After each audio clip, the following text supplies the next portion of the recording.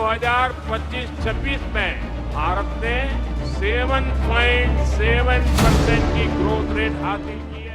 मैं नरेंद्र दामोदर दास मोदी ईश्वर की शपथ लेता हूं कि मैं विधि द्वारा स्थापित भारत के संविधान के प्रति सच्ची श्रद्धा और निष्ठा रखूंगा। 4,399 दिन, जी हाँ 4,399 दिन।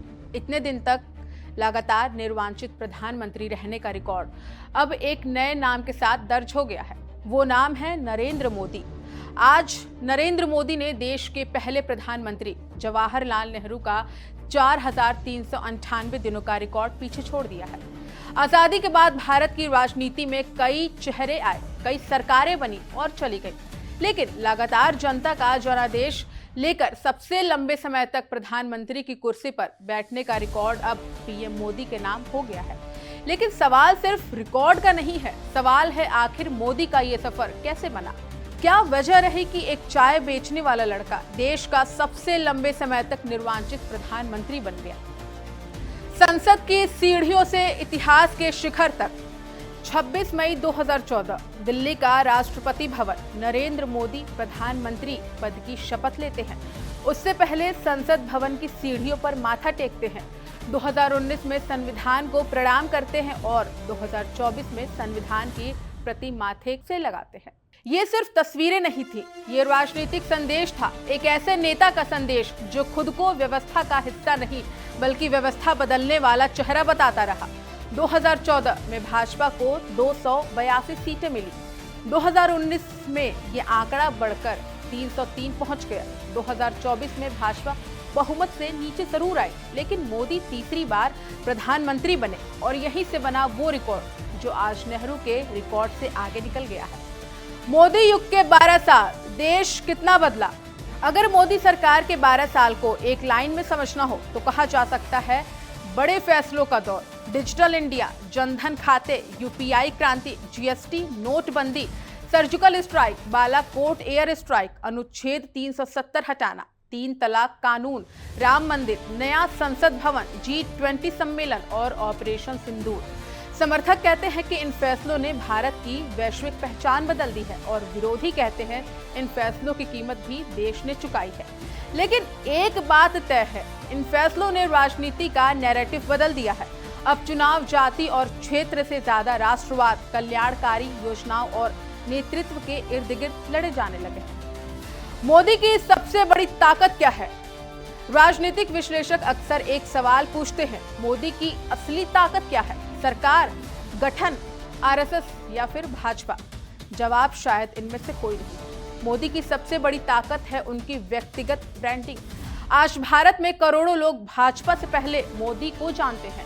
प्रधानमंत्री कार्यालय से ज्यादा मोदी का चेहरा दिखाई देता है। मन की बात हो, परीक्षा पे चर्चा हो, विदेश दौरे हो या चुनावी रैली, मोदी सिर्फ प्रधानमंत्री नहीं रहे, वे एक राजनीतिक ब्रांड बन गए हैं। और यही वजह है कि 2024 में भाजपा को नुकसान होने के बावजूद मोदी की लोकप्रियता कायम रही। दुनिया में मोदी का कद कितना बड़ा?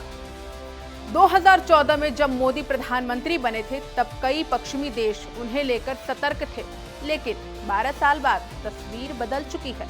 मोदी को 31 देशों के सर्वोच्च सम्मान मिल चुके हैं। उन्होंने दुनिया के कई देशों की संसदों को संबोधित किया है।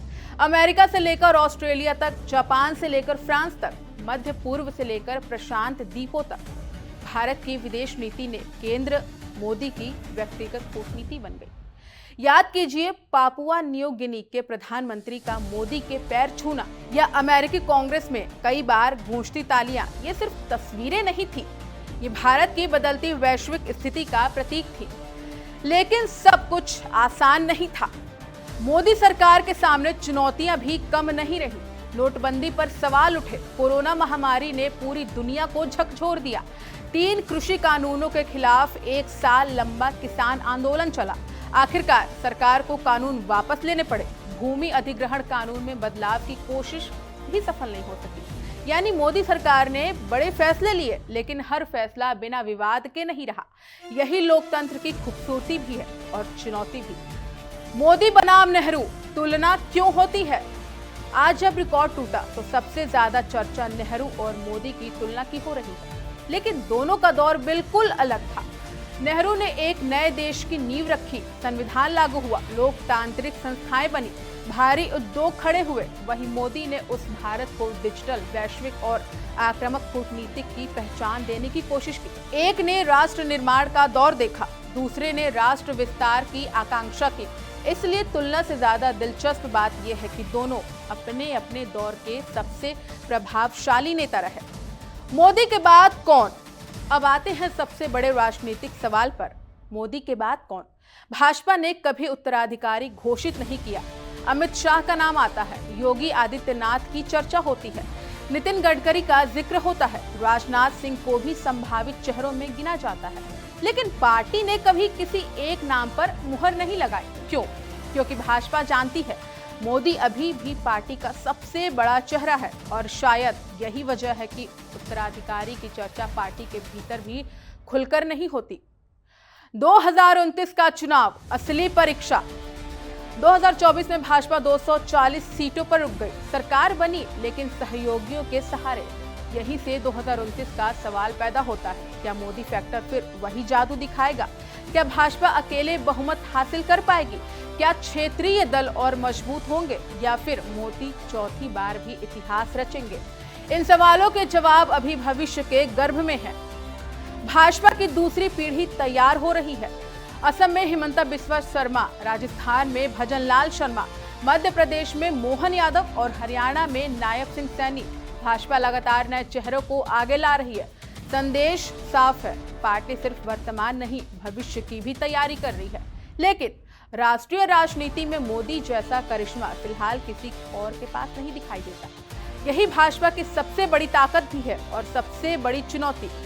4399 दिन, एक रिकॉर्ड, एक राजनीतिक यात्रा और भारतीय लोकतंत्र का नया अध्याय। नेहरू के बाद मोदी इतिहास की किताबों में अब ये दोनों नाम एक नए संदर्भ के साथ लिखे जाएंगे।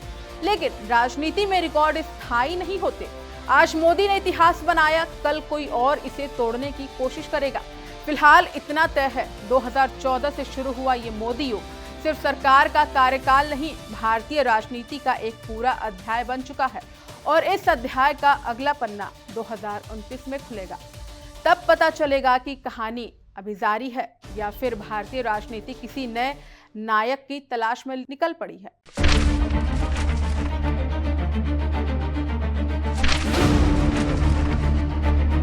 वर्ष 2025-26 में भारत ने 7.7% की ग्रोथ रेट हासिल की है। मैं नरेंद्र दामोदर दास मोदी ईश्वर की शपथ लेता हूं कि मैं विधि द्वारा स्थापित भारत के संविधान के प्रति सच्ची श्रद्धा और निष्ठा रखूंगा।